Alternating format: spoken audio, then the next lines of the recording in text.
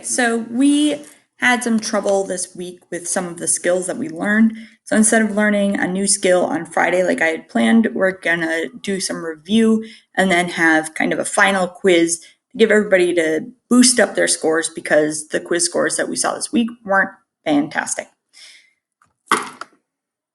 Okay, so the first section is nouns versus verbs. So remember, a noun is something that you can touch. It's a person, place, thing, or idea.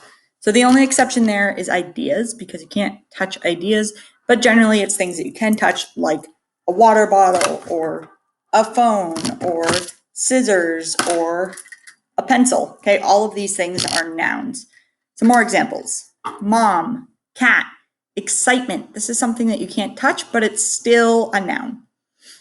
School, door, house, water. Pretty much anything that you say, you can say like,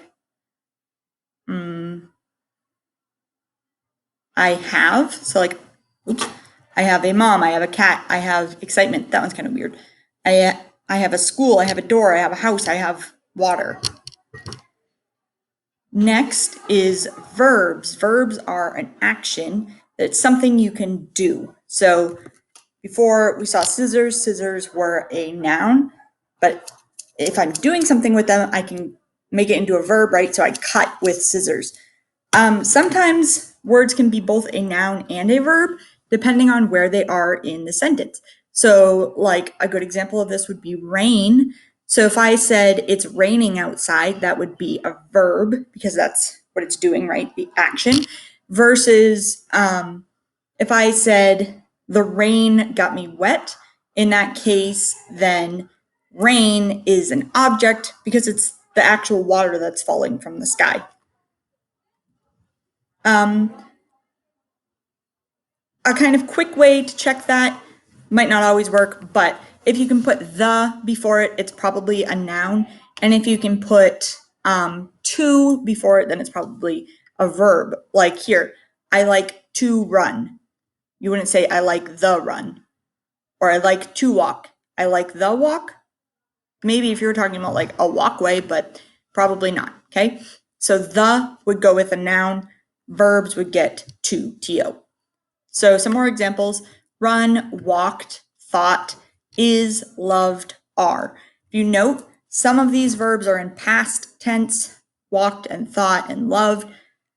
Is and are both the to be verbs, so those are a little bit weird. Those are the ones that you just have to remember.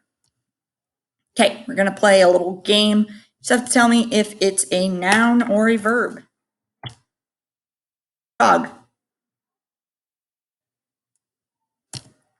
Run. Door. Jaime. Read. Okay, hopefully you got all of those right. Next, we're going to talk about pronouns. Pronouns are words that replace a noun, so your writing doesn't get boring. The singular, one person, so if we're only talking about one person, the singular pronouns are I, she, he, it. Singular means there's only one. Plural would mean more than one. This is a bit easier to see in Spanish because you have like él, ella, yo, and tú versus like ellos, nosotros, and ustedes. But in English, it's I, she, he, it versus they and we. Yeah.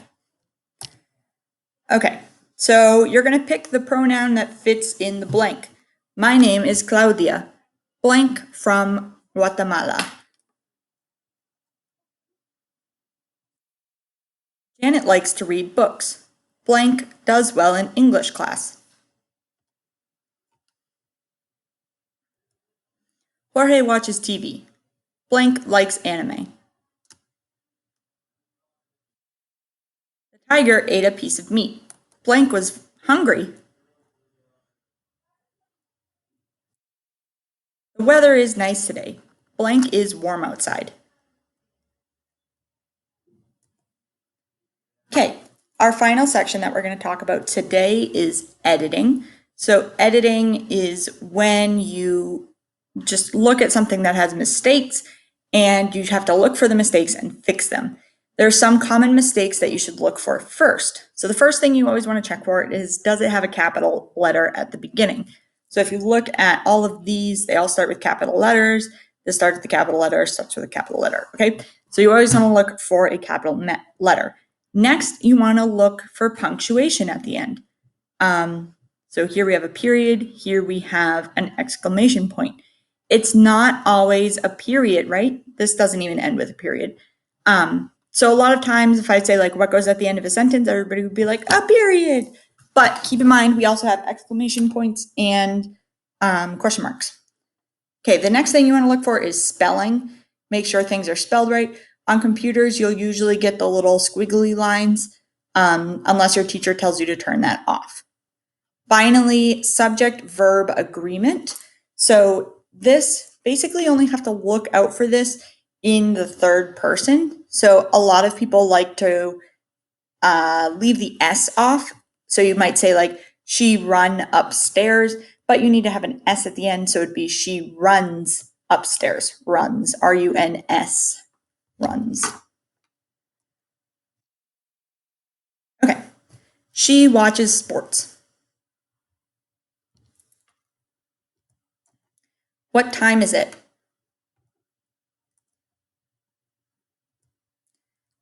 I love eating steak. He run down the hall. Carlos likes chocolate. Where is he from? He go to school. Okay, that's the last one. Hopefully you got it right. Next, you're going to go ahead and take the quiz.